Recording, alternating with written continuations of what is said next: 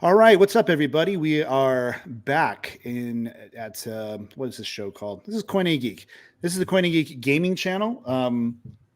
Technically, Coin A Geek is covering a lot of things, not just gaming these days. But today, specifically, we're going to be talking about gaming. We're going to be talking about the entry. I'm screwing up this intro big time. All right, I'm going to edit that out. I'm going to start over. All right. Or maybe not. Maybe I'll just let it roll. Yeah. Anyway, we're going to talk about Japanese gaming. My name's Eliot. I am the host who is doing a terrible job getting this show started. But I want to apologize for last week. We didn't have our show. It's because I got sick. But what I did do is reach out to a good buddy of mine who's been on the program here with me in the past. That is my friend, John Marcus.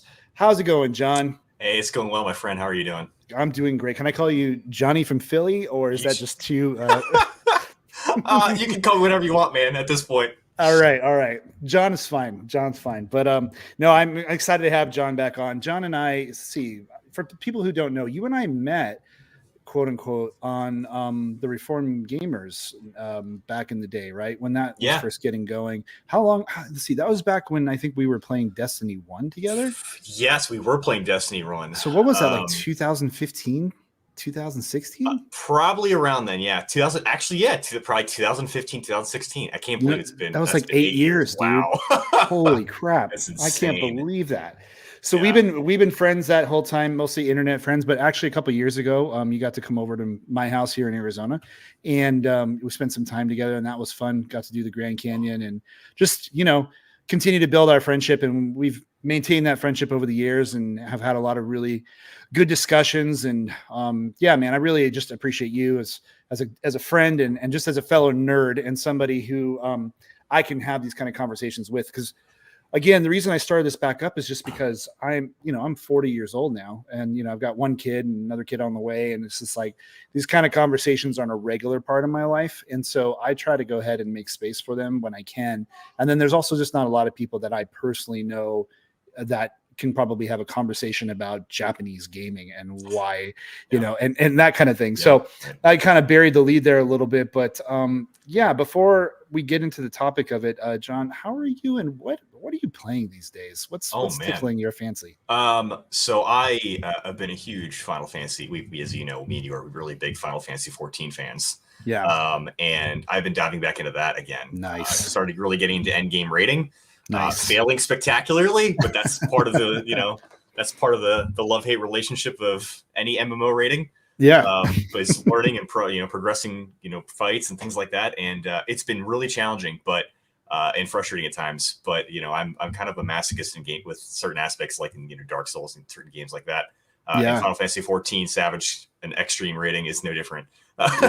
Dude. And then you finish and you just that feel is that accomplishment is just so great. So.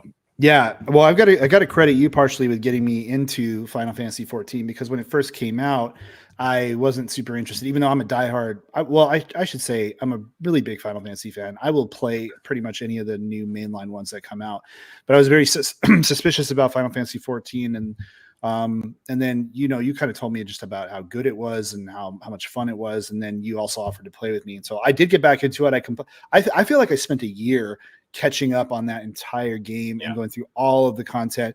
Man, it was so worth it. And and it's interesting considering our topic today, where Final Fantasy the brand is, but just kind of Japanese games in general, where they started and where they're at now, and just kind of Final Fantasy 14 is almost in and of itself a microcosm of everything wrong and everything right, in my opinion, about the Japanese gaming industry. Mm-hmm. But yeah, so I had you on here because I wanted to talk about this. We've been, the last couple of shows I've done, the first show I did was sort of an overview of the gaming industry in general with my friend Kevin.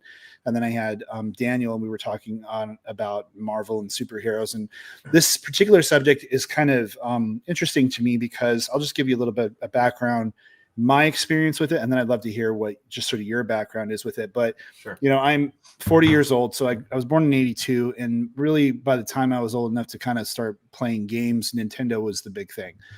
There was still some Atari stuff left over, and I got a lot of hand-me-down stuff growing up, but everybody wanted a Nintendo, and that kind of, as soon as I was able to old enough to figure this out, I knew that Nintendo was Japanese, and so gaming and Japan always went together. And then even into the PlayStation era and into the PlayStation 2 era, and it really wasn't for me until like Xbox came on the scene that it was like, oh, well, here's these Americans, and that's not to say there weren't big American companies like EA and a few others, but to me, it was like the special games were coming from Japan, like the Final Fantasies, all the RPGs and the Metal Gear Solids and, the Castlevanias, and, you had the Street Fighters. There's like those games were the games that defined what gaming was for, most of my growing up.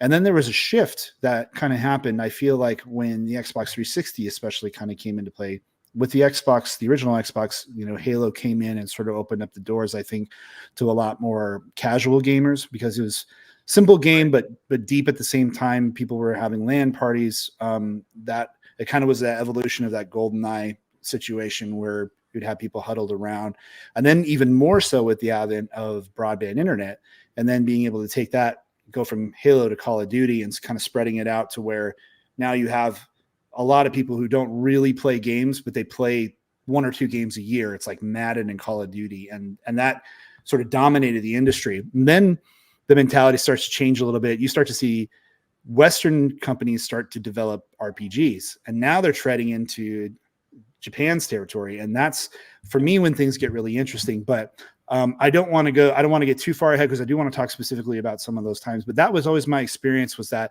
I remember very vividly Japan being like the dominant player in the gaming industry until right around the 360. And that's where I feel like there was a big shift, at least in the Western culture, right? And I can't speak to Eastern culture, but specifically Western culture. John, what was your experience growing up with gaming in that way? Yeah, actually, in a lot of ways, a mirror to your own. I grew up, I think the first thing was Atari, TurboGrafx. Bonk's Adventure was probably one of the biggest staples of games I remember. Shout out to the developers of that. Yeah. But I can't remember who actually developed that, to be honest. But it was fantastic, game. But then, yeah, Nintendo. And I remember very, very specifically, my household was a Nintendo household for sure, as were most people, as I think here in the West at that time, when it came to gaming. And yeah, I remember Final Fantasy coming out, for example, first RPG I ever saw, and I didn't even play it. My brother was playing it. I remember like it had like a really big, like foldable map that came with it. I don't know if you remember the Nintendo cartridge. I do. And it, like I think it had a monster, like a monster encyclopedia kind of thing with it too, to something I think, if I remember. But it was just really, really cool, and just there's like an epic scale to it that it was just like fantastic and just awe-inspiring. Right. But that was pretty much my experience. I didn't really get into Xbox and even PlayStation. Well, probably at PlayStation Final Fantasy VII. That was kind of another big milestone for sure. But yeah, I would agree 100% with your assessment. Xbox 360, Xbox comes out.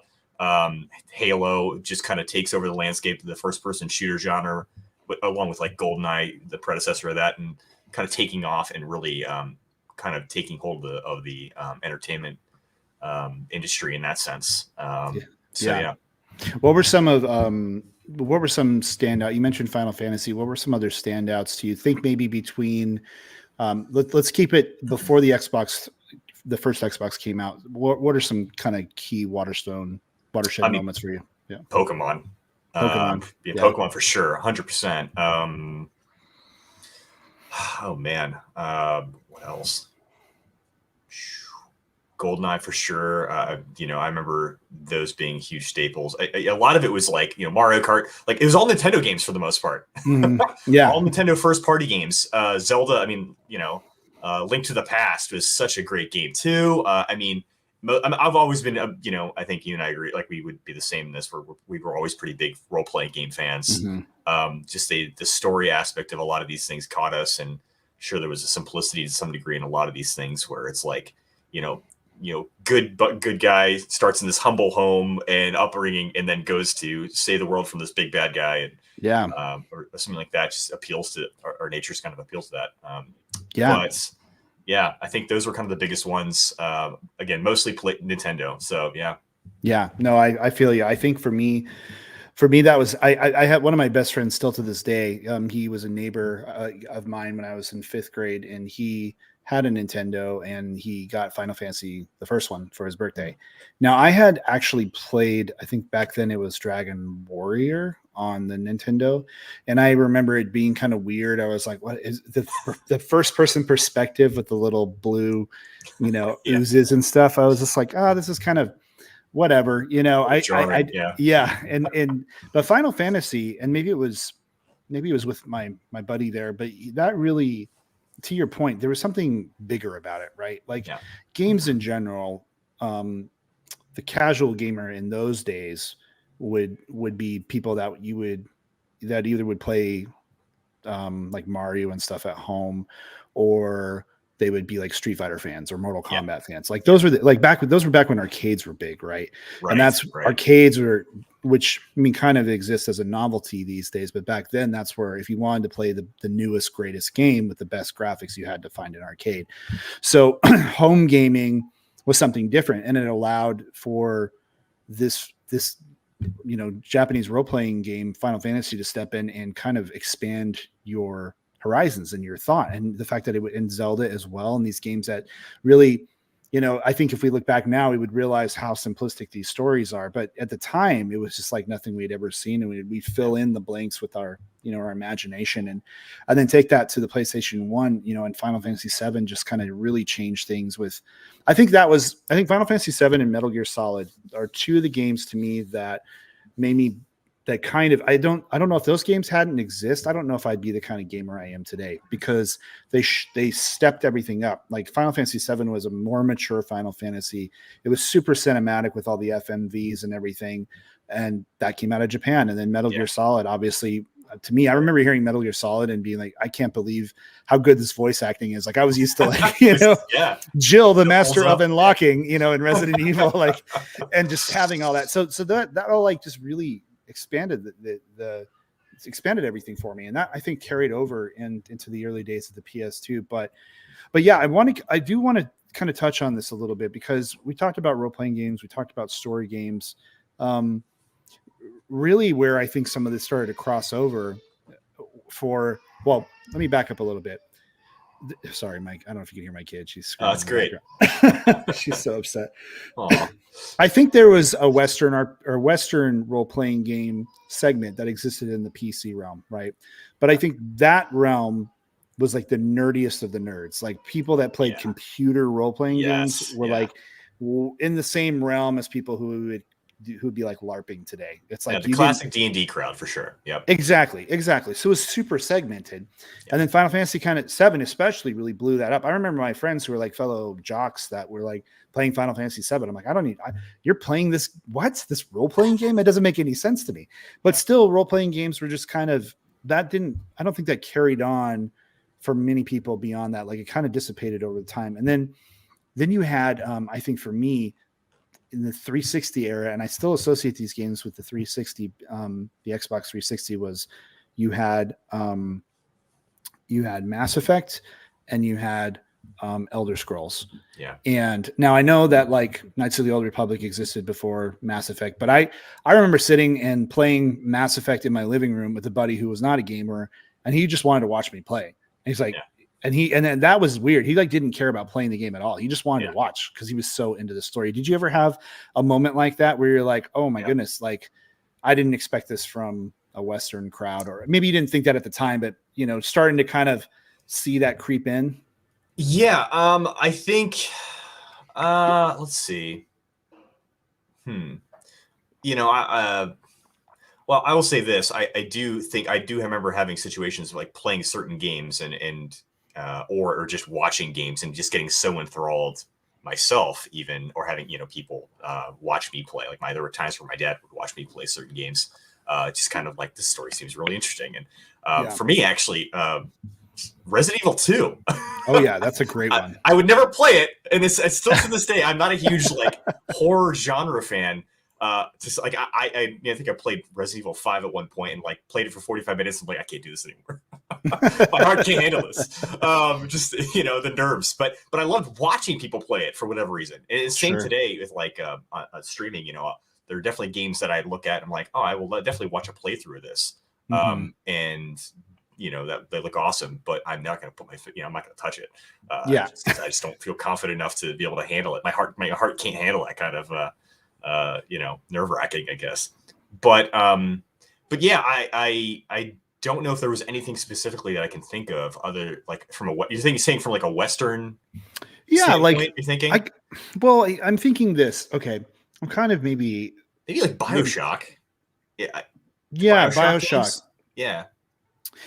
Yeah, I just think there was a point in time, right, and again in that 360 where it was like, okay, American games are not just EA Sports, right? Yeah, and they're not just they're not just Madden, they're not just what would eventually be Call of Duty, but now it's like, well, we're starting to see American companies take a dive into role-playing games, and maybe we knew that Elder Scrolls existed for a while, and Fallout existed for a couple of iterations prior to Fallout 3, which was the one that really took off. But Bethesda took that and really made it so that, like, I mean, and Skyrim is one of the biggest examples. Like anybody, I don't know any gamer that hasn't even at least played Skyrim once. There's a guy I play with, actually raid with, we were talking yesterday about, like, I think games we were into or something like that, and he's in his 20s, he's in college, and he's talking about how he's playing like modded Skyrim still.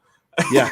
And it just shows you like the almost kind of like the transcendental nature in a way sure of like the Elder Scrolls game, specifically Skyrim, like and how impactful and influential that game has been on not just Western audiences, I think, but primarily or West, and how it's really kind of blown the doors open here in the West on RPGs and how we make games and stuff. So yeah, well, and so I'm going to go on a little diatribe for a minute, and you can jump in and interrupt me anytime you want. But my main reason for wanting to kind of do this is because this is actually out of excitement, because I want to make something really clear. I kind of consider Nintendo their own thing. They're Japanese, like they kind of have this perpetual motion that can't be stopped, regardless of how great their system does or isn't doing. Like the Wii U is probably, or the Wii rather, is probably a conversation in and of itself, and how they went from trying to compete with the GameCube to trying to compete on a graphical level with the PS2 and the Xbox to just saying, forget it, we're going to do our own thing, we're going to go all in and be Japanese and weird and quirky, and that worked for them, and it still works for them to this day. And that kind of mindset, I think, will be partially what, in my opinion, gets Japan back on the map. But I digress. I want to stick with Let's stick with Final Fantasy for a second, because it's easier to talk about one game series for now, and they've been so prolific. Final Fantasy VII was, I think, still to this day, the biggest best-selling game across the board for Final Fantasy. Like, just the most ubiquitous across the board. Most people who played it loved it. Most casual players who aren't RPG fans love it. And I would say that even though 8 and 9 I liked, and 10 too, like the series has kind of trickled down. And when they entered into the PS2 era and they started doing 3D graphics, they started to, in my opinion, lose a bit of what makes Final Fantasy. I still think it's a good story. They're introducing voice acting, though. The voice acting was pretty cheesy. They took away things like the world map and some of the exploration. And then Final Fantasy XI dove into the MMO world. And by today's standards, it's really clunky compared to like a World of Warcraft or a Final Fantasy 14. But it just seems like after that PS2 era, they really struggled to find their footing. And I don't know what it was, and maybe you can help me think about it, but I just don't remember. I remember the PS1 having a ton of really incredible JRPGs, and I remember the PS2 having just a few. And there were some great Japanese games, and I think Capcom was still doing a decent job. Devil May Cry was a huge hit. But Final Fantasy, in my opinion, just kind of fell off the map. And then I feel like other companies, Konami was still around with Metal Gear Solid 2 and 3, but it was starting to make this trend, I feel like, away from caring about these things as much. It just kind of felt like they didn't know what to do with the technology, or there was a problem with the budget. And when you would play a game like Skyrim, or you play anything from BioWare, in that time. The comparison was like, night and day. I'm like, the quality of these games is clearly like these guys have a budget. They know how to make things sound like they're talking proper English. And that was a big problem. So it just felt like Japan kind of started to dwindle. And like one big example, in my opinion, is like the Street Fighter series. The Street Fighter series almost completely went away after Street Fighter 3. It wasn't until like 10 years later with Street Fighter 4 that came back on, when fighting games were all but dead. And it's just like, man, how did this happen? Do you have any kind of theories? Yeah, like kind of like, how did we get here? Yeah, right, exactly. Sure. I think, speaking of Final Fantasy specifically, and me and you kind of were looking at an article recently about this, an IGN article that talked about basically the rise of the resurgence of Japanese gaming. And they're interviewing Sakaguchi, one of the main creators of Final Fantasy, and one of the things he says is regarding how I guess the freshness was kind of lost of the genre, maybe of Japanese gaming.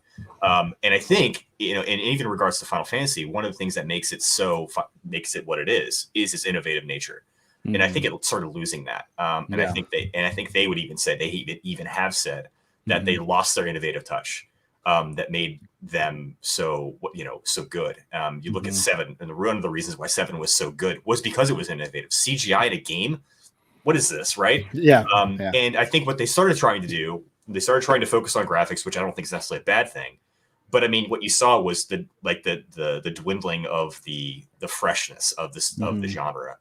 I mean, the epitome of that, or the kind of like the lowest point, I think, was Final Fantasy 13. You had some awesome things being done in 12 and even in 10. 10 was received really well. 9 was received fairly well too, if maybe not as well as 10. And then 8 was, I thought, amazing, but again, not as So as after 7, it kind of like seemed like there was kind of like this sharp rise and decline in like, do people love this? Do we like it? But it was still doing well, Sure. But then I think 13 comes along and just, it was, not only was it not fresh anymore, it just wasn't good at all, and on like almost any level. And I think it's universally accepted. And really, if it wasn't for Final Fantasy 14, we wouldn't be seeing any more Final Fantasy games. And Square Enix would probably be a dead company, 100%. I shouldn't even say probably. I think it's without a doubt they'd be a dead company. So I think that the lack of innovativeness, and that's what Sakaguchi kind of points to, is that getting back to that needing to be pushed, and that's one of the reasons why Western gaming, I think, it's so good that it took off the way it did. It pushed Japan to say, okay, if you want to get into this market and you want to, and Japan in a lot of ways kind of was like, well, we don't care, we want to do our own thing, like Nintendo's mentality. But not every developer had that mindset, and I think they took on the challenge really, really well. Sakaguchi kind of split off, right, and did his own company and has done some cool things. So yeah, I think that's probably one of the biggest factors. So no, I agree with you. It's interesting because it's such a tricky balance. I'm thinking back about, I really feel like I could see signs of this happening in the PS2 era, but the PS2 was such a strong seller that anything that was going to be on that platform was probably going to do well. True, yeah. But the PS3 was really, that started off really poorly, right? Yep. And excuse me, so some things that were kind of historically tied to the PlayStation brand, like your Metal Gears, like your Final Fantasies, and a few other games, people associated that with PlayStation because it was so exorbitantly expensive at the time. Not many people owned it, so I don't know if it was late to the market or what it was. But talking about Final Fantasy, let's just talk about Square Enix in general. Square Enix, I just think they've been troubled, and the Final Fantasy 13 was one portion of it. There's a lot better articles and things that you can go read that will give you the history of what happened. But they wanted to make their own proprietary graphics system, which was super problematic. They announced 3 Final Fantasy 13 games at once. Final Fantasy Versus 13, which was my most anticipated game forever. Yes, same. And anytime anything came out about it, I was always like, wow, let's find out. I was hooked on that. And then even 5 years into that, so development's you're like, please. Oh my gosh. And so, and I really do think like that. And then, so let's talk about that. So Final Fantasy Versus 13 becomes eventually, after, 5-6 years of troubled development turns into Final Fantasy 15, gets a whole new team. They rewrite a lot of the characters, another 3-4 years of development. It comes out and it's like, it's still just kind of okay. Yeah. And at that point you're like, I just remember thinking, and I remember all the marketing going into that. I watched every single marketing thing that came in that. And I just remember feeling like this game is so confused. Like it doesn't know what it is or what it wants to be, or like who it's really trying to appeal to. And you got these commercials that are suggesting this super dark, twisted psychological thing. And then you got another commercial where it's like, oh, well, you know, it's a fun, you know, road trip. And it's just, and I just think that kind of epitomized, in my opinion, that company, but a lot of Japanese companies in general, which is like, they just don't know where they fit in this market anymore. Yeah. And because in Japan, most of the gaming industry there is moving to mobile. So we're starting to see a whole bunch of just shovelware come out on mobile stuff because people are constantly, you know, on public transport. And that's a lot of how they game. And then gaming rising in the West, but not really being able to compete with that. Right. It just became really frustrating for me as a Final Fantasy fan and as fans of these older games, like even the Castlevanias were trying to do stuff and they couldn't seem to get it right. Metal Gear Solid 5 kind of just barely came together. Yeah. There was just stuff like that I was confused, and I was wondering, I'm like, is Japanese gaming even relevant anymore? Like, or is this going to take us back to being segmented into like, okay, well, the only way that these games are really going to live and we're going to get good stories and the things that we love about these games is going to be through the indie scene. That was I kind of started to fall into that right as the PS4 era was coming upon us. Sure. I think that a lot of it is Japan trying to figure out maybe its identity in the gaming world again. And we kind of briefly touched on this earlier before we started this, but how, there were games that were definitionally like they were Japanese to the core. Right. And maybe, and to some degree, maybe you look at this and they looked at that and said, well, Western audiences don't want this because it's not doing well. Like, Final Fantasy 2 and 3 don't get released in the West for whatever the reasons are. Final Fantasy 1 did fairly well. I mean, I don't know budgetly from a financial standpoint, but it was critically received well. A lot of articles about it, about like, hey, this is a really, really good game. It broke away from like, games like Wizardry and Ultima in a sense where that seemingly seemed like they seemed really complex at the time. And Final Fantasy kind of gave it a breath of freshness and accessibility, ease of access, where you didn't have to feel like you were trying to like do a huge, just it wasn't like this huge complex story necessarily. Right. But I do think there's something to be said about when Square Enix basically became more and more westernized in their approach, that you saw the quality of the game start to lose its value. And I think that hopefully, and I think, I don't know exactly what it is and if what the sweet spot is. I mean, whatever it is, it's Final Fantasy 14, I feel like. Yeah. Which is its own genre, I feel like, at this point, to be honest. Yeah. We'll talk about Final Fantasy 14, about just its troubled beginnings and what kind of saved it. Sure. Yeah. So Final Fantasy 14 started out, and it was obviously very ambitious, as every Final Fantasy game is, and just the hype, the build up, the lead up. And this is the thing that, not just 14, but the context of starting in like let's say even in maybe, Final Fantasy 11 was their first crack at an MMO. And it was a good MMO, a really, really tough, hard MMO, but decently good. It wasn't nearly as received as well because you had WoW, just the rise of WoW at that time, I guess. And, EverQuest, those are the two dominant MMOs. But it was kind of like good. And then you had 12, which was good again, but kind of middling in some aspects. And then you got to 13 and the drop off was huge. And then you get to 14. So I feel like at this point, when 14's kind of on the horizon and it's coming out, there's a lot at stake here already with Square Enix. They were trying to recapture the glory of Final Fantasy VII in a lot of ways in the golden years. And then 14, the ambition of 14 and comes out and it just is bad. It's filled with bugs, lots and lots of bugs. Just looked like there was no polish. I think I never played. I did play 1.0 at one point, but never really got into it too much. But it was, if you could get through certain things, if you could kind of like put certain issues aside, there was a game there, but it wasn't something that you looked at and said, "This is amazing." Right. And obviously, because Square Enix felt the same way, because they literally fired everyone, including the developer. They fired everyone on the staff. And then they brought in Naoki Yoshi P, to develop it, and he basically ended up literally reviving and saving the butt of Square Enix by revamping and relaunching it as A Realm Reborn. Which I was talking to somebody at work about this recently, and we were discussing just the fascinating aspect of this, where 2.0 gets released and they incorporate the failure of 1.0 into the story in such a way where, like, if you were a legacy player, someone who played 1.0, you have like a story aspect into 2.0 that, like, of your character specifically, of this whole basically cataclysmic event happens in 1.0. Everyone basically loses their memories. You're one of if you're a legacy player, and I could be wrong here, but I'm pretty sure I read this somewhere, that you're basically one of the original heroes of Final Fantasy 1.0, 14 1.0. And in a way that people coming into Realm Reborn 2.0 are not.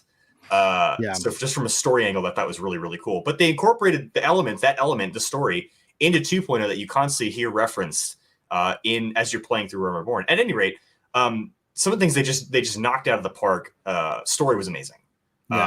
And looking back now, and we're in expansion 4, I guess, Endwalker now, kind of towards the halfway point, I think, of Endwalker. But at any rate, people who get into it now, like, there's so much story that you're like, okay, brace yourself. This is going to be a very, very slow burn. Well, that was me. That was you. But some people can do it, and they're like, they have the patience for it, and it just draws them in. It sucks them in. The world building's, they love world building, right? You love world building. So it sucks you in, and it just gets better and better as they define wine. They did so many things well, and it just absolutely turned Square Enix around. 100%. We're talking a lot about Square Enix, and I'm super happy about that, because I think a lot of this, the Japanese gaming industry is definitely bigger than Square Enix, and we haven't talked about Pokemon, which is okay, because Pokemon's kind of been a through thread. Again, Nintendo I think has been on its own journey, but I feel like this. It's amazing that Square Enix still exists, because they had such a colossal failure with Final Fantasy 14. Final Fantasy 13 wasn't as big. Like, I really feel like that company is riding the coattails of Final Fantasy. And it's like, because there's guys like you and I who will kind of probably at least play, if not buy, just about every Final Fantasy that comes out, because we remember how good it could be. And I do think that is probably similar to some extent for some of Japanese's other big names, like whatever the next Street Fighter is, whatever the next, Dragon Quest is, or Castlevania, you name it, people are going to try it. But I even remember, going back to Final Fantasy, I think that guys like Yoshi P have come in and they understand. I feel like they have a different perspective of, like, what makes these games special? Like, what is it? That's the thing, is like, that's what I feel like I'm starting to see, is this switch of, and I don't know if it's because corporations got too involved and they were just trying to make so much money that they were like, it just feels like there's been so many times. I'll lead up to Forspoken, which is the latest, kind of disaster in this way, run by the Luminous, guys that did Final Fantasy 15. It's just like, that's another story of, like, these people that put all this time and money and effort, and the story behind that is that this changed hands a number of times and had different writers, and they just kind of put it out. And well, of course it doesn't click with audiences, because you can feel that, right? It's like when you go, more often than not, when a game comes out and it's had that much trouble, you're going to feel that as the player, because the game is going to come out half baked.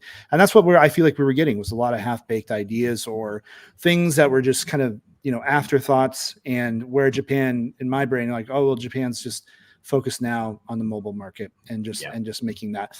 Now, kind of shifting away from Square Enix, I want to talk about the tale of two companies that I think are staples. We have Capcom and we have Konami. Somewhere in that time period, I think definitely after Metal Gear Solid 5, but I think that was the nail in the coffin. I think leading up to Metal Gear Solid 5, throughout most of the PS3 era, Konami really just kind of just stopped making games. Yeah, like they did. I know they didn't technically, but in terms of anything, there was just nothing new coming from them at all. And there wasn't even like an effort to do anything with their big names. There was no Silent Hills. There's no Castlevania, Metal Gear Solid. Like they tried to do that Metal Gear Solid. It was like the Rising, Revengeance. Well, there's Revengeance, and then which I think was actually kind of a fun game from what I understand. Yeah, but then, for what it was, I thought it was great. Yeah. But what was the other one that was like the zombie one? Survive. Yeah. Remember that? Yeah. I never played it, but I know. Yeah, exactly. And that's most of us. And that to me is like, well, this kind of encapsulates modern day Konami. They're going to take an IP. It's like Disney today. It's like, well, here's your favorite IP, and we're just going to, squeeze everything we can out of this. And then they just kind of went away. And now, like, I know Konami's like a way bigger company than just gaming. Like they have like gyms and stuff in Japan, and they made really. Yeah, they're a huge company, and cafes and things. And then that makes but sense. They make like pachinko machines and stuff. So like I've seen videos of like high resolution up like remaster level quality Metal Gear Solid 3 remake stuff that's just in a pachinko machine. It's just like these cutscenes, and I'm sitting there like, why don't you make this game? Like, what are you doing to me? Come on, like, how can you not make this? I think they got scared, man. I think it's fear. I think again, like when you lose the innovativeness, what do? You try to lean back on what got you to where you are. You don't. I think there's an aspect where, and listen, everything's hit or miss. You just never know whether something's going to take off or it's capturing lightning in a bottle mentality, right? And sometimes you're able to sustain that with good business models and things like that. And other times, sometimes it's just kind of like, I don't want to say luck because I don't believe in luck, but it's that kind of roll the dice thing of like, let's see if this hits with audiences. And when it does, sometimes it's sustainable. But at the same time, when you lose that boldness and that bravery to kind of venture into that unknown, that pioneer mentality, you become cowards. I feel like, and that might be a really, really hard thing to say. I mean, people who are like in development are like, you can't say that, but I think it really takes that kind of mindset. And so when you look at like a company like Konami, who they come out with some really great stuff, and then all of a sudden they just, where'd they go, right? I mean, you're not hearing about them at all anymore, or even like Square Enix and Capcom to some degree. Now with Capcom, I think they kind of even embraced, like, I mean, just Devil May Cry. I mean, they embrace. I think they embrace the Japanese mindset. There's so much craziness that goes on in the Devil May Cry series. So you're like, but go ahead. Remember they tried to do that. Remember they tried to do like a modernized version of it where it was a different company that developed it, DMC, and he had like short hair and he looked he looked like Edward from Western audiences. Exactly. Let's be honest. And honestly, I didn't hate it. I thought it was still the game is pretty good actually, but but there's that weird thing about like Japanese.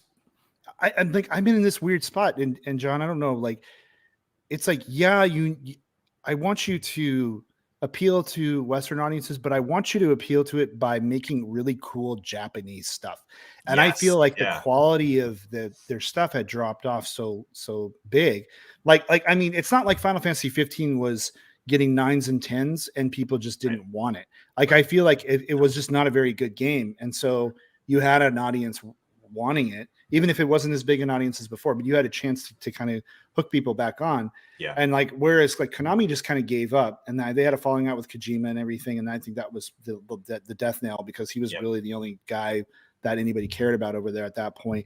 But then Capcom came back, and they came back strong. And I think like Capcom is one of the most, I mean, outside of Nintendo, like one of the most successful companies. I want to kind of like, let's talk about the upward trajectory.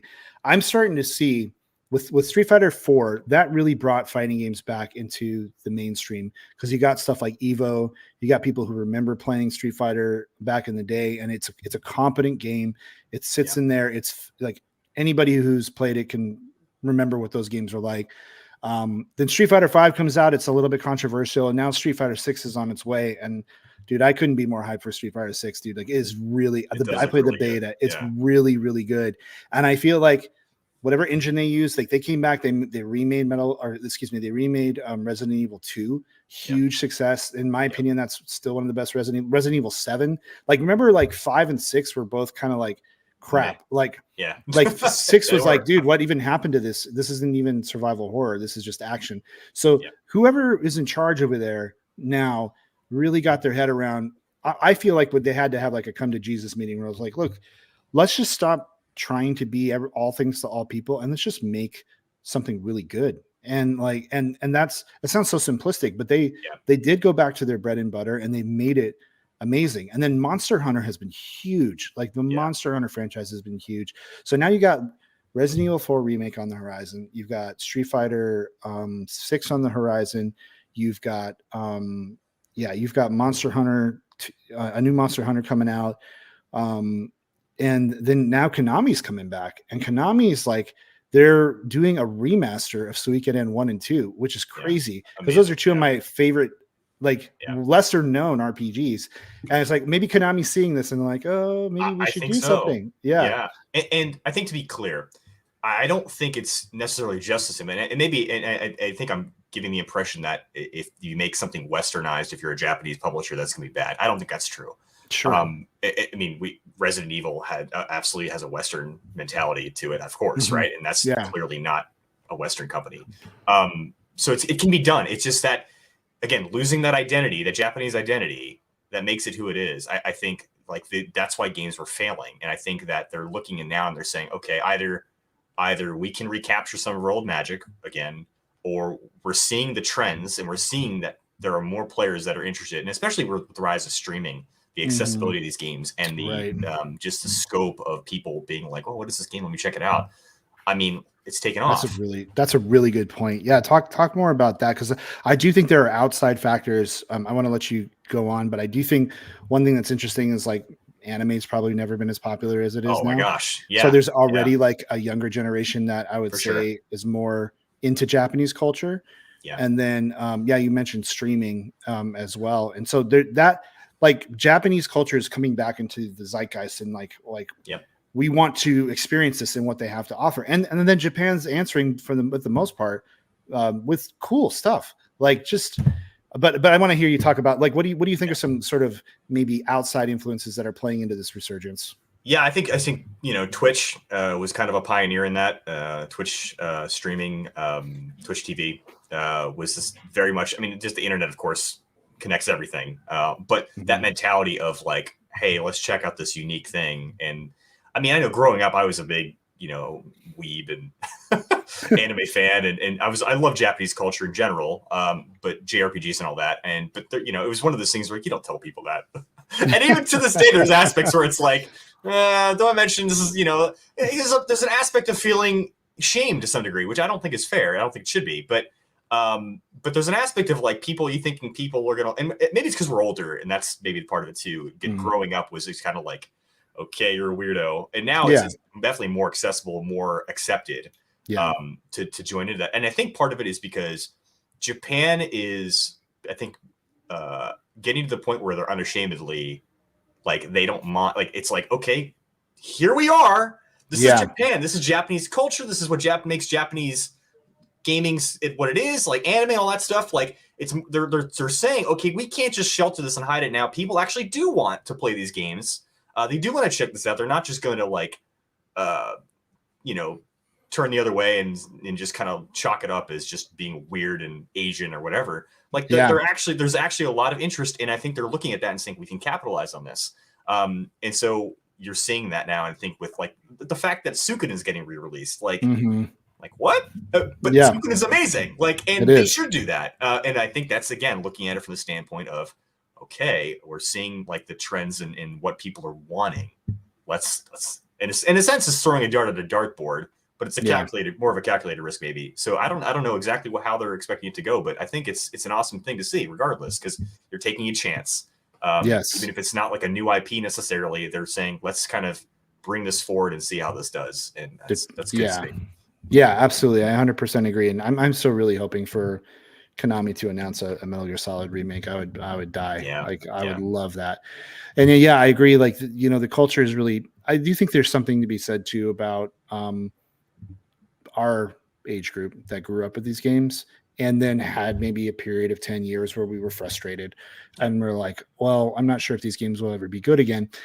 Going back to Final Fantasy 14, that to me, I don't want to sound melodramatic, but it was one of those things where when I played through it, and especially when I got through the second expansion, I was like, dude, Final Fantasy is still around. Like they can still do this. And it's not at all the same kind of storytelling as like a Morrowind or a Witcher or any of these things. And those are all fine, you know, and I'm glad that those exist.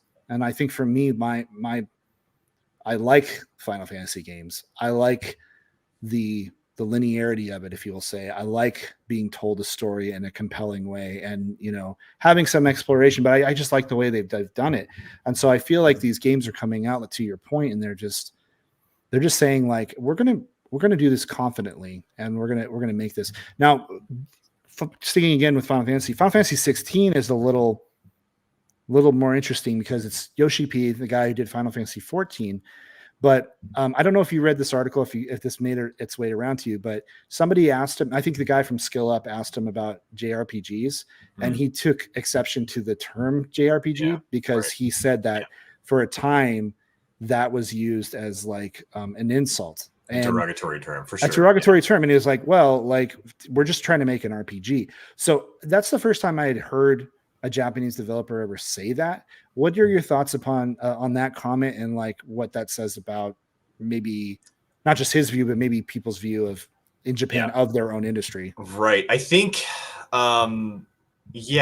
you know, obviously from my perspective, I never thought of it as derogatory. No. And actually that's very, very, I'm not used to hearing that. That kind of like surprises me that he said that. But, you know, even thinking back to the Sakaguchi comments in the other article, and just kind of like the mentality it sounds like the Japanese people had, or that the Japanese industry had, was that they were going to have to fight an uphill battle to really break into Western audiences.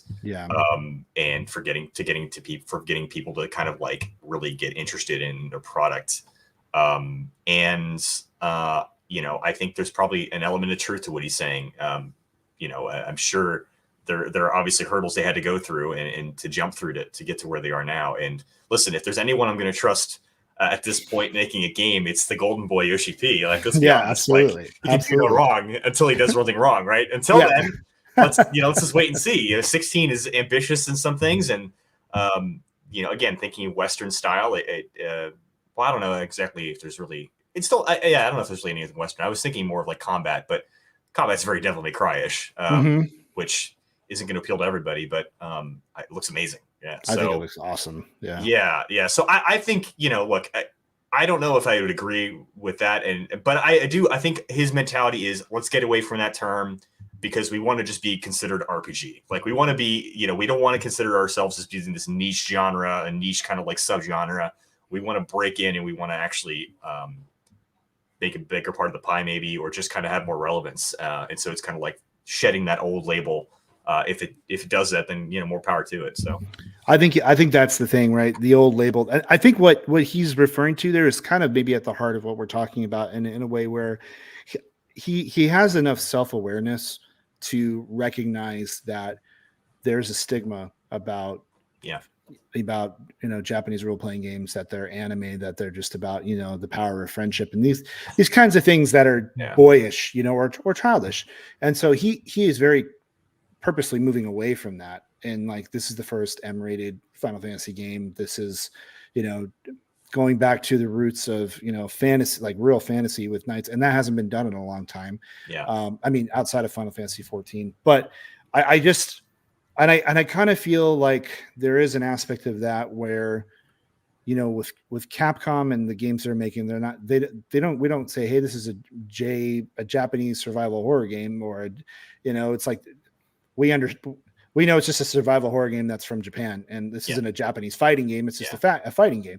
So it's interesting that there's that distinction. And I don't think of it either as a derogatory term, but it just makes me hopeful that some of these bigger companies are getting more guys like Yoshi P that I think are self-aware, but still like would want their art to be recognized and care about it. And I think that is what I'm starting to feel, is that, you know, they could Capcom could probably shovel out a whole bunch more Street Fighters and have them all be subpar. But Street Fighter V was, it was a popular game, but it was really heavily criticized.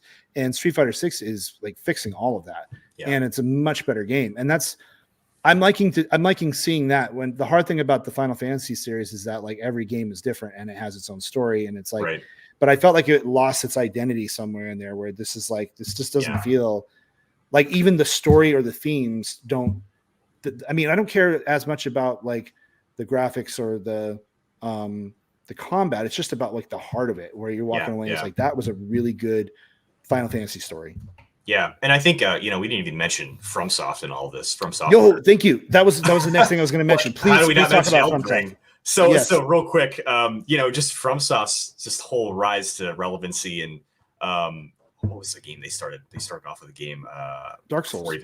Before Dark Souls. Oh wait, Drakengard? No, that wasn't Drakengard. There was I can't remember the name of it. People watching this, they're gonna like Google this and be like, oh, it's this game. But I remember like it was very kind of not really. It was kind of whatever. Anyways, Demon's Souls comes out, and then it gives rise to the Dark Souls franchise, and then Miyazaki, the creator, starts diving into all these different things, to the point now where you get Elden Ring, which is got Game of the Year, best game of the year of last year, and then the reveal of the Armored Core Resurgence, so basically not re-releasing. It's the next game in the series, but and it's just so much cool stuff. The boldness is literally just taking the bull by the horns mentality, and saying, okay, we know what makes us good. We're going to keep doing it. And we, it's just, man, we need that. That's what's led to the rise of Japanese gaming. And so, people like Yoshi P and Miyazaki are they're hitting the right buttons. It just appeals to all audiences for sure. Yeah. Well, they have such a broad, I think there's such a broad genre of games they can do. And we're living in such an interesting day and age where there's something for everybody in some ways. But I'm just happy to see that Japan is coming back strong. And I'm like more excited about most of the Japanese games coming out now than I am about a lot of the American games. And I think, for me, just as a nostalgic standpoint, like that feels good to be able to say, like, I'm genuinely excited about what Japan is doing. And even if it is Silent Hill again or whatever, I just want to see them be successful. And the Soul series, to your point, and like even, Breath of the Wild and Zelda followed sort of a little bit of that formula. Breath of the Wild and Elden Ring, kind of two sides of the same coin with the explorative factors of it. But it's interesting that there's a craving for that, and that there's a craving for difficulty. And, I don't see a lot of American companies really kind of doing that same thing. They're a little bit more about the cinematic, like your Naughty Dogs. And I like that too. But like, The Last of Us, I'm now starting to, The Last of Us 1 was one of my all-time favorite games, but I'm kind of like, I feel like Naughty Dog is milking this franchise. I'm like, dude, just do something else, like. Doesn't it feel like a reversal right now? Like the Western games are declining now as Japanese games are kind of getting bigger and bigger. Like AAA titles are losing its luster because of, development costs and everything that goes into it, to the point now. I mean, like I was looking into Diablo 4 and I was like, oh, I'm going to get in on the beta. And I'm like, oh, it's $70 to pre-order. And it's not just that, but like there are other games, but like, and there's a lot of factors going into the rise of gaming costs, but that's a whole other, exactly. Like a couple streams, but a couple videos, but like, just that whole thing is I don't know, man. There's just aspects to Western gaming that I feel like it's now kind of flipping directions a little, where it's, you're getting, Kickstarter, just games can come out on Kickstarter and just do really, really well. And people are able to kind of really choose how they want the game to develop, and have an actual process and a part to play, I should say, in that. And it makes it much more of a interactive experience rather than just this big conglomerate corporation doing all the things that they're doing. Again, with the exception of Japanese companies, but I think Japanese companies are willing to listen to consumers for the most part, or the customers, and actually make decisions and say, okay, we're doing something wrong here. I'm just side thing, really, like Amazon games with New World, the screw ups of that. They changed some things that made some things when they finally started listening to their consumer base, but it until then it was just very, very ambitious, but it lost a lot of things that people really wanted. It didn't correct those mistakes fast enough. So Yeah, and a Same lot of, especially now. I mean, like first impressions are going to be like huge. Like I'll take Cyberpunk for instance, which obviously that game I think based upon its pre-orders and marketing alone did really well, but it had a scarlet letter on it for basically 3 years, and until they actually fixed it, and people like myself would go back and give it a try because it's like, well, you launched this giant game that was broken for a huge amount of people. So yeah, it's interesting to see that. I mean, to your point, game development and game costs, that's another podcast, but I do see Japan getting some momentum, and I have to believe too, it's probably some of the younger generation that wasn't given an opportunity. This is just my personal opinion. I think there's a very high class structure in Japan, and it's just like, until you achieve a certain rank, you're not going to have a lot of pull. And I do think that there's, to some degree, probably a lot of, talent that's been stifled there, that hasn't gotten to do what it's wanted to do. And, for sure. And even like Nomura, who Nomura's Kingdom Hearts is a little wonky and everything, but Final Fantasy VII Remake was freaking phenomenal. And and that's dude, that was another game I was worried about. I was going to buy that game no matter what, but I'm like, dude, this game sucked. Like, I was gonna be so upset. I'm done. Like, I'm done. Square Enix. You guys can't ruin this game. And some people are upset about some things, but I personally loved it. And it was too short. That's the only problem I had. It is short for a JRPG standpoint. 40 hours was like the max amount you could really squeeze out of that.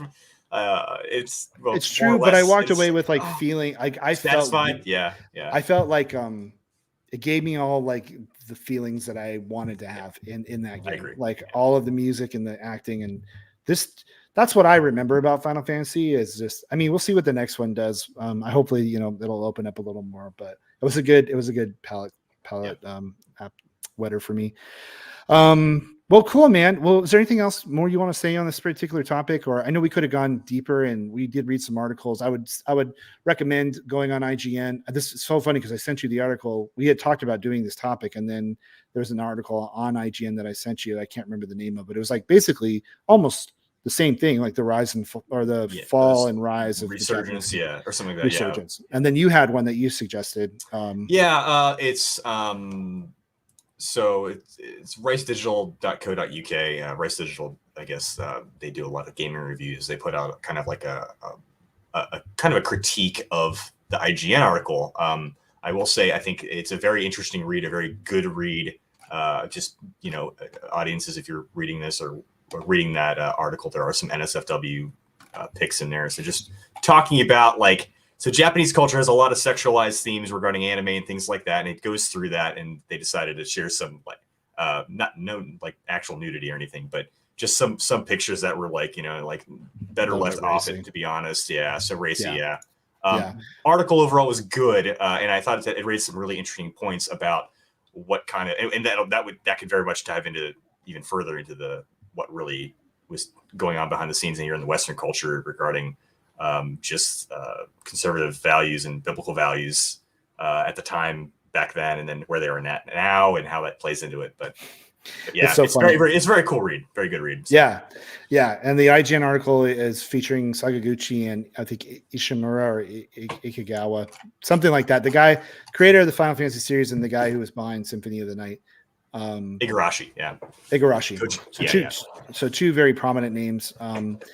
Speaking of last thing I'll say, since we talked about Final Fantasy so much and Sakaguchi invented it, I wish Sakaguchi would get out of the basement and do something for an actual console. Like that guy created so many. Like why is he making mobile games? That's a really good example. He's playing Final Fantasy 14 too much. That's all he's doing now. Yeah, that's what I read. Yeah, I'm like, dude, why don't you go Kickstarter something? Get something that we can download. Like it can be an indie game, but I'm not gonna play these epics on my phone. Like he's too talented for that. So, did you actually play Fantasian at all? By the way, I tried to, and I recognize that could probably be a really fun game, but I just don't have mobile gaming. Is that what it was for you? And I don't have enough time to play games as it is, and so I'm just sort of, I'm not going to spend my gaming time on my phone.